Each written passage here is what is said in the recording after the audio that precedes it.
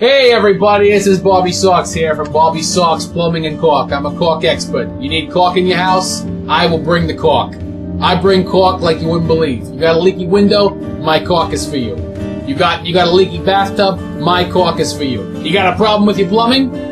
Bobby Socks will snake that drain, clean that pipe, and then caulk all the floors for you. I got no problem with that. I got caulk like you wouldn't believe.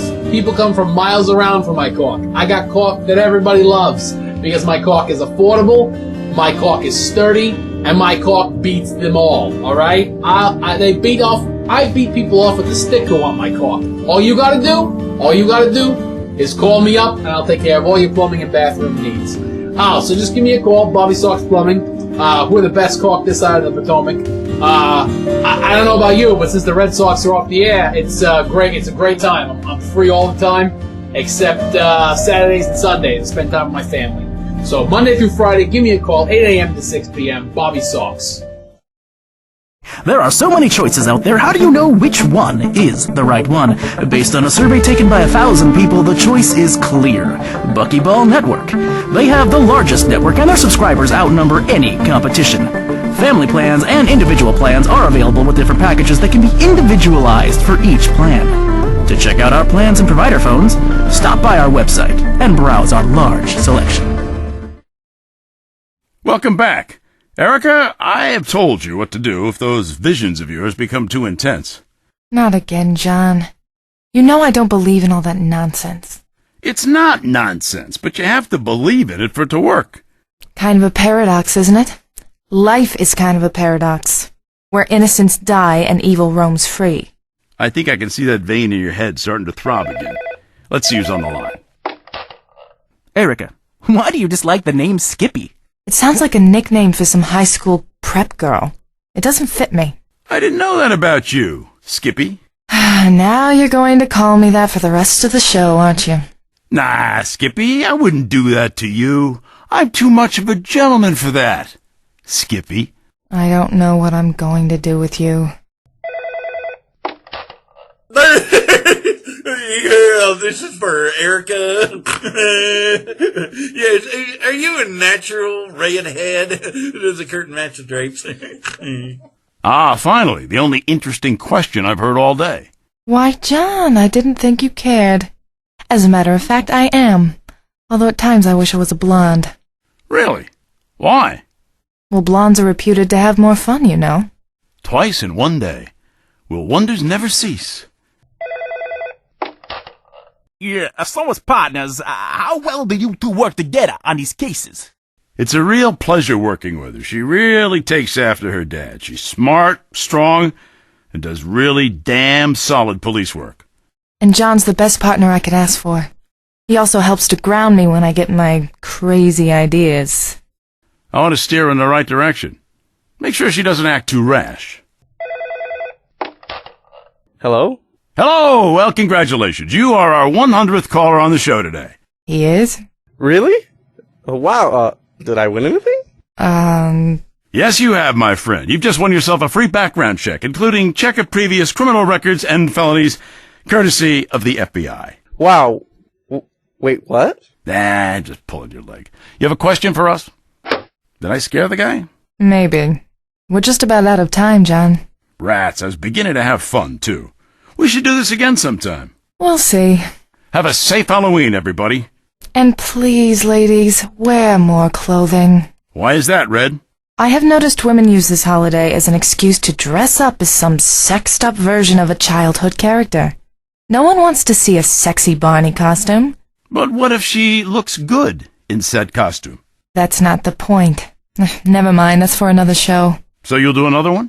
Don't test me, McCoy. All right, what do you think? How's that? Hassan, I think you fixed it. The line's back up? It's back. All right, Frederick. I'm seeing the blips and the bleeps. Just clean up the blood. I gotta Blood? fix that. What did you do, Hassan? Well, the problem when you have a magic seashell that you're using to broadcast from, sometimes you have to. We have like the band power of like an AM radio station from Switzerland, sire. I mean, we're like Nordic broadcasting, all right? So it's like, we leave our AM on and people can just override our signal. If we're going to get the strength back up, we had to recharge the shell. How did you do that, You Hassan? understand that these magical things require magical sacrifice sometimes. I hope you mean figuratively. Well, there was a figure involved, yes. Sometimes this particular shell is recharged with the sacrifice of... Not an Infedora. No, it's with a sacrifice of a virgin, sire. You sacrificed a virgin so people could hear our voices? We have a loyal audience, sire, and we had to get back on the air. The Vorpal shell is no... Listen, Yes. I'm very flattered that you're very committed to this show. I do think we're up to about 50 listeners now. Yeah, so you they are very loyal, and this reminds me. I got a letter sent to me by carrier pigeon when I was out to sea last week. Really? Yeah, there are a lot of complaints about something that you said in one of our last shows. Wait, what? Me? Yeah, you referred to throwing a snowball at a Yeti. Yeah. And there are a lot of really angry people who said it was in fact a pie. They renounced you as their king. I think you should address this to our loyal listeners. It wasn't a snowball that I threw. Well, apparently they say it was a pie, so... Well, I throw a lot of things at Yetis. I throw a lot of things at a lot of things, actually. Okay. And, it's bound to get mixed up in my head at some point. So you just throw things... Everything in my inventory just gets thrown until I find something that works. I'm sure I threw a snowball at some point. Okay, so what you're saying is when they didn't see it... Right, just... you threw a snowball at a Yeti. Not every moment of my life is chronicled. That's true. I've probably threw a snowball at some other Yeti at some other point. That's true. Probably in between King's Quest 5 and 6. Oh, okay. That's good. You nailed down the time frame. Yes. Good. All right. Well, that's okay. So I'm glad I threw my pumpkin pie at the Yeti, and that's all cleared up. You're sure it was a pumpkin pie? Sure, it's pumpkin. You threw a pumpkin. The one that they're referring to is you threw a pumpkin pie at a Yeti. Pretty sure. I don't remember it being orange though. All right. I throw a lot of pies at a lot of Okay, things. it was definitely a pie though of some sort.